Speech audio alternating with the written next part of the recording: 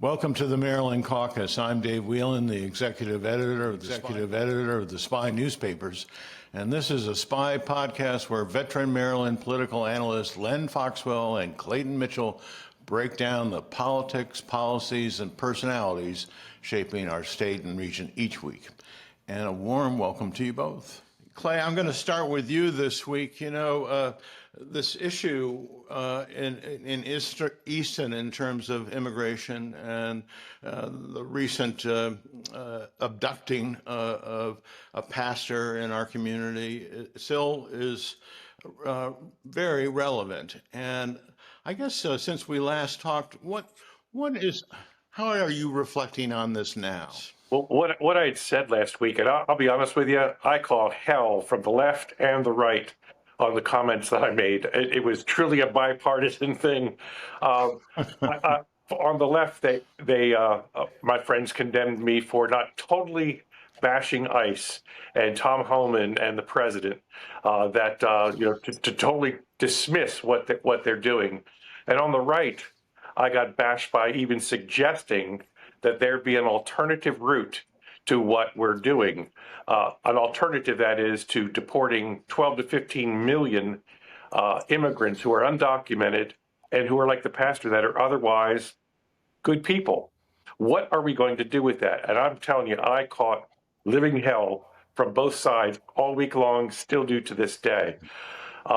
If I could say, because I'm not as close to this issue as Len is, I wanted to summarize in sort of 2 or 3 different ways the comments that I got, and I'd like Len to respond because I don't have a fully informed answer. One group of responses was, gee, this pastor had 2 decades to file and become a naturalized citizen or obtain a visa and do the right thing, and they don't think that was done. And I said, well, I don't know the answer to that. I do know that the pastor was otherwise a stand-up citizen. He had a small construction business, and he did good service to the community. Other than that, I don't know his background. The other group of complaints or comments that I got was, Clay, there's really got to be something more to this. There's something that they're not telling us, or ICE wouldn't have come in and done this. And again, I have to say, I don't know. I know what I've read. I know what my friend Len has told me. But I don't think there's anything more to this, because the only information out there is the information that's out there, and I haven't seen anything impeaching or indicting the pastor in any way. The other group, and these were the ones that were visceral towards me, was, why are you backing this freeloader? He's taking all of these benefits that we've paid into. He's taking advantage of the system. Why, Clay, would you have anything good to say about this guy? And I have to say that I don't have any evidence that he was a freeloader. I see that he worked, he was in the community, et cetera, et cetera. But those are really the 3 major groups of comments, complaints, and visceral comments that I got from both the left and the right last week. And have you changed your kind of view on this now?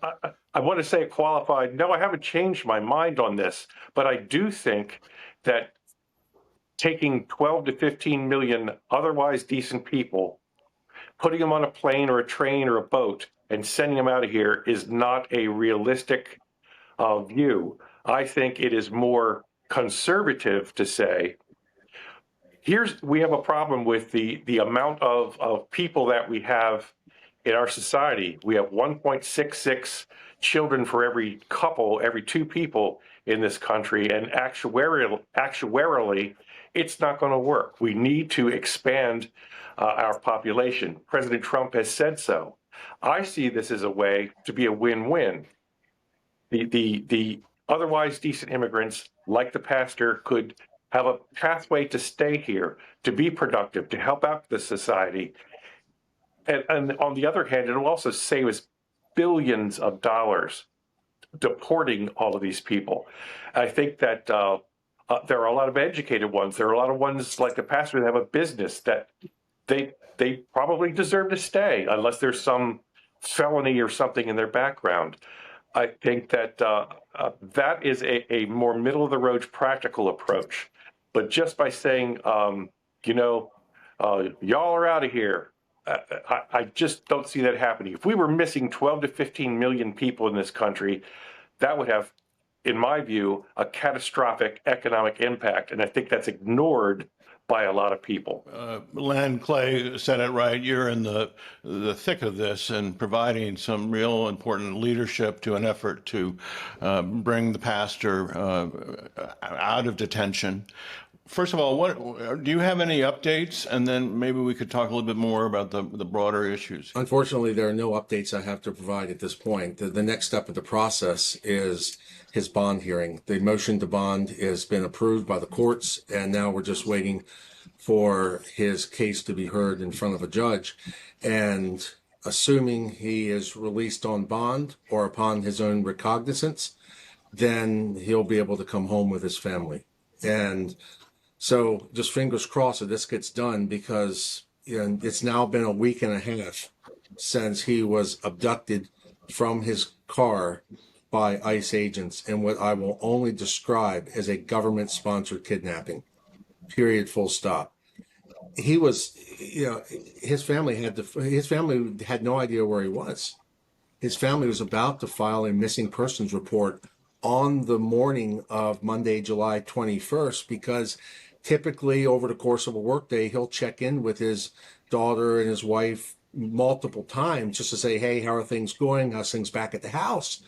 And it wasn't until he called from his detention facility in Salisbury that they knew where he was. So these people arrested him and shuttled him to Salisbury and didn't even have the decency to tell his family what had gone on. And so I do want to circle back to the speculation that there must be something else. Well, first of all, there is nothing else. The story of Pastor Fuentes Espinal has been very well documented now in the state and national press. He is a 24-year resident of the United States. He has never been charged with a crime, much less convicted of one. He has been a model pillar of our community, a family man, a man of faith, somebody who gives free meals to the hungry and shelter and clothing to those who are really one step from living on the streets. And I think Clay had it right. For those who are truly conservative, there's a better way to handle cases like this. It does not involve snatching a pillar of the community away from their family, terrifying innocent people so that they won't even go and attend worship services on Saturday and Sunday, and leaving a family with 3 kids without their primary breadwinner and wondering where their next meal is going to come from. There's nothing conservative about this. There's nothing humane. There's nothing fundamentally Christian about it. And I think that's why I'm having a little bit of an opposite experience from Clay. I'm actually hearing conservatives and progressives alike rallying in support of Pastor Fuentes Espinal. There are some on the far right who will say this stuff, but I'm hearing just an outpouring of support for a good man who deserves so much better than what he's been given by our government. Clay, another question that's come up quite a bit on this is, where's Congressman Andy Harris on this? Who's fighting on that level for the pastor? As far as I know, Congressman Harris hasn't weighed in on this at all. I saw the other day our other Congress people in front of the ICE office, I believe in Baltimore, what I describe as sort of a sit-in because they weren't allowed in the door. I know that they were involved with it, but as far as Congressman Harris, I haven't seen or read a comment by him. I can only assume without actually knowing that he's all for what's going on. Yeah, back to you, Len. I mean, are you pleased is not the word, but is the congressional delegation doing their job, in your opinion? Well, putting Congressman Harris aside, our congressional delegation has been fabulous. And it starts with Senator Van Hollen and Senator Alsobrooks and Congressman Ivey, Olszewski, Elfreth, and Mfume. I'll say Van Hollen in particular, who I've always had the utmost regard for, has really stepped up. Not just him with the sit-in over the last couple of days, but also his staff has been fully engaged on this. I mean, I've spoken with his chief of staff. I've worked with his staff director. I've worked with an immigration case specialist, and they are pulling all the levers humanly possible to expedite his hearing and his subsequent release, return, and reunification with his family. What we're dealing with here is a lawless administration. They do not respect the rule of law. They do not respect fundamentally the right of due process. And so this is a battle that has to be waged on a fundamentally different front. And honestly, given what Clay and I have both talked about over the past few minutes, I would like to see Congressman Harris get engaged as his local 1st District congressman and as a member of President Trump's party. He could actually move the needle here, and I hope he will. I'm not giving up hope.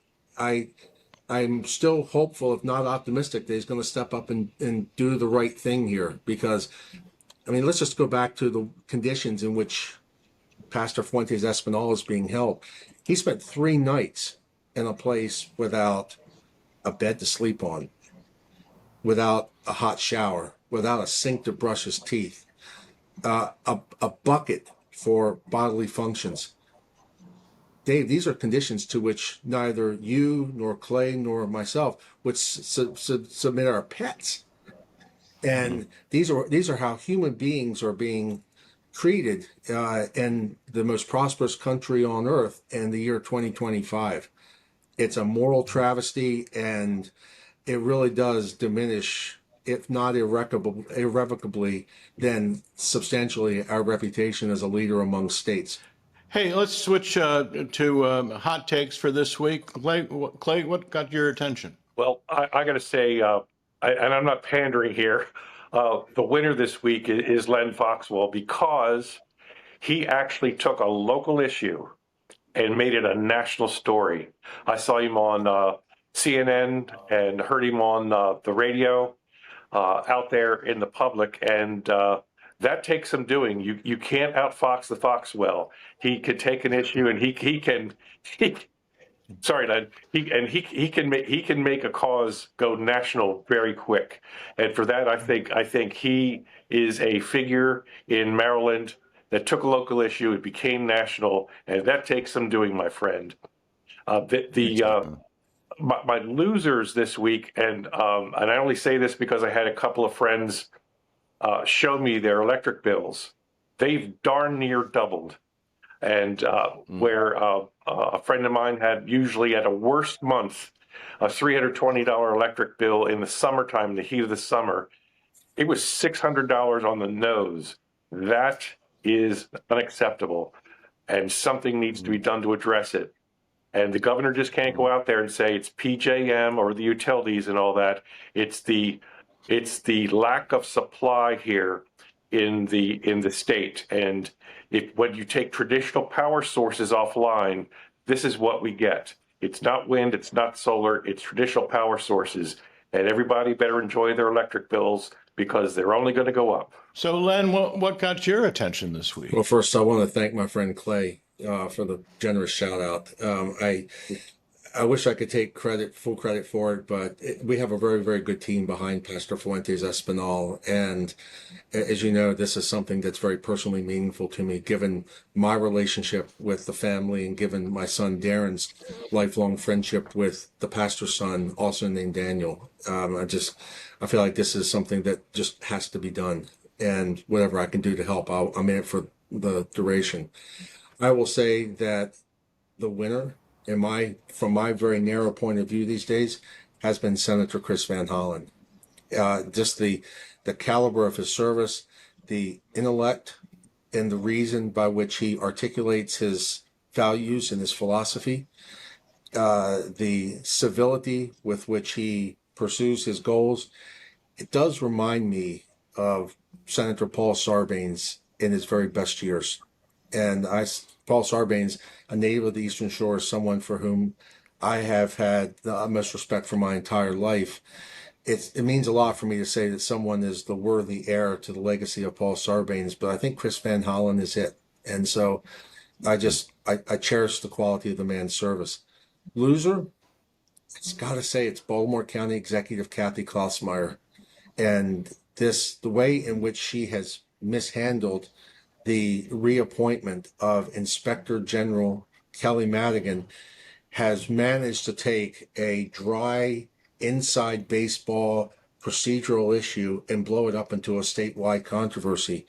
And for the life of me, I don't know why she's doing it. I don't know why she's inflicting this reputational damage on herself and on the Baltimore County government. And I hope that cooler heads will eventually prevail and that she will do the right thing and get Kelly Madigan back into that position where she can be an advocate for checks and balances and assure the taxpayers that their money is being spent in a reasonable and prudent manner.